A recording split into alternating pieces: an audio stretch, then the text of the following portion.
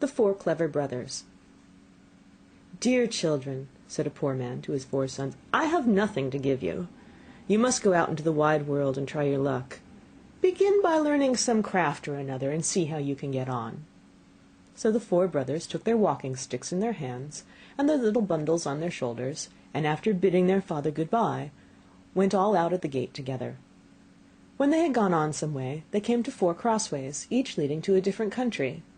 Then the eldest said, "Here we must part, but this day 4 years we will come back to this spot, and in the meantime each must try what he can do for himself." So each brother went his way, and as the eldest was hastening on, a man met him and asked him where he was going and what he wanted. "I'm going to try my luck in the world, and should like to begin by learning some art or trade," answered he. "Then," said the man, "go with me, and I'll teach you to become the cunningest thief that ever was." "No," said the other, "that is not an honest calling, and what can one look to earn by it in the end but the gallows?" "Oh," said the man, "you need not fear the gallows, for I will only teach you to steal what will be fair game. I meddle with nothing but what no one else can get or care anything about, and where no one can find you out." So the young man agreed to follow his trade, and soon he showed himself so clever that nothing could escape him that he had once set his mind upon. The second brother also met a man who, when he found out what he was setting out upon, asked him what craft he meant to follow.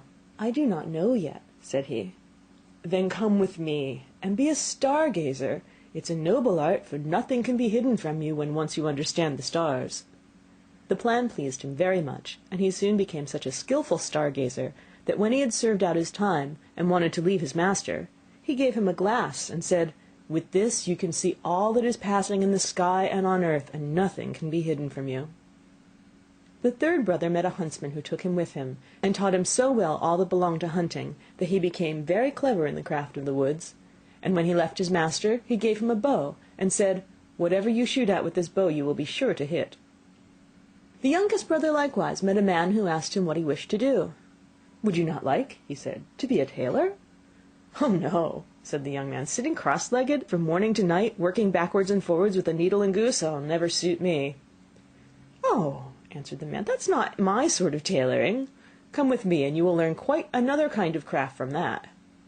Not knowing what better to do, he came into the plan and learnt tailoring from the beginning, and when he left his master he gave him a needle, and said, "You can sew anything with this, be it as soft as an egg or as hard as steel, and the joint will be so fine that no seam will be seen." After the space of 4 years, at the time agreed upon, the 4 brothers met at the 4 crossroads, and having welcomed each other, set off towards their father's home, where they told him all that had happened to them, and how each had learned some craft. Then one day, as they were sitting before the house under a very high tree, the father said, "I should like to try what each of you can do in this way." So he looked up and said to the second son, "At the top of this tree there's a chaffinch's nest. Tell me how many eggs there are in it." The stargazer took his glass, looked up, and said, "5." "Now," said the father to the eldest son, "take away the eggs without letting the bird that's sitting upon them and hatching them know anything of what you're doing." So the cunning thief climbed up the tree and brought away to his father the 5 eggs from under the bird, and it never saw or felt what he was doing, but kept sitting on at its ease. Then the father took the eggs, and put 1 on each corner of the table, and the 5th in the middle, and said to the huntsman, "Cut all the eggs in 2 pieces at one shot." The huntsman took up his bow, and at one shot struck all the 5 eggs, as his father had wished. "Now comes your turn," he said to the young tailor. "Sew the eggs and the young birds in them together again, so neatly that the shot shall have done them no harm." Then the tailor took his needle, and sewed the eggs as he was told, and when he had done, the thief was sent to take them back to the nest, and put them under the bird without its knowing. Then she went on sitting and hatched them, and in a few days they crawled out, and had only a little red streak across their necks where the tailor had sewn them together. "Well done, sons," said the old man. "You've made good use of your time, and learnt something worth knowing, but I'm sure I do not know which ought to have the prize. Oh, that a time might soon come for you to turn your skill to some account." Not long after this there was a great bustle in the country, for the king's daughter had been carried off by a mighty dragon, and the king mourned over his loss day and night, and made it known that whoever brought her back to him should have her for a wife. Then the 4 brothers said to each other, "Here is a chance for us, let us try what we can do." and they agreed to see whether they could not set the princess free. "I will soon find out where she is, however," said the Star Gazer, as he looked through his glass, and he soon cried out, "I see her afar off, sitting upon a rock in the sea, and I can spy the dragon close by, guarding her." Then he went to the king, and asked for a ship for himself and his brothers, and they sailed together over the sea, till they came to the right place.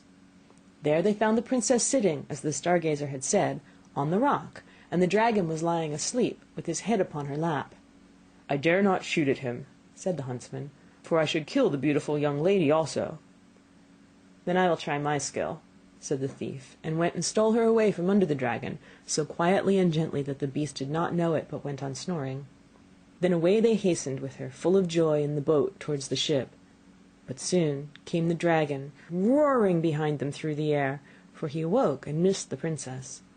But when he got over the boat, and wanted to pounce upon them and carry off the princess, the huntsman took up his bow and shot him straight through the heart, so that he fell down dead. They were still not safe, for he was such a great beast that in his fall he overset the boat, and they had to swim into the open sea upon a few planks. So the tailor took his needle, and with a few large stitches put some of the planks together, and he sat down upon these, and sailed about, and gathered up all the pieces of the boat, and then tacked them together so quickly that the boat was soon ready, and they reached the ship and got home safe. When they brought home the princess to her father, there was great rejoicing, and he said to the 4 brothers, "One of you shall marry her, but you must settle among yourselves which it is to be." Then there arose a quarrel between them, and the Star Gazer said, "If I had not found the princess out, all your skill would have been no use, therefore she ought to be mine." "Your seeing her would have been no use," said the thief, "if I had not taken her away from the dragon, therefore she ought to be mine." "No, she's mine," said the huntsman, "for if I had not killed the dragon, he would, after all, have torn you and the princess into pieces." "And if I had not sewn the boat together again," said the tailor, "you would all have been drowned, therefore she is mine." Then the king put in a word, and said, "Each of you is right, and as you cannot all have the young lady, the best way is for neither of you to have her, for the truth is, there is someone she likes a great deal better. But to make up for your loss, I will give each of you, as a reward for his skill, half a kingdom." So the brothers agreed that this plan would be much better than either quarrelling or marrying a lady who had no mind to have them. And the king then gave to each half a kingdom, as he had said, and they lived very happily the rest of their days, and took good care of their father, and somebody took better care of the young lady than to let either the dragon or one of the craftsmen have her again.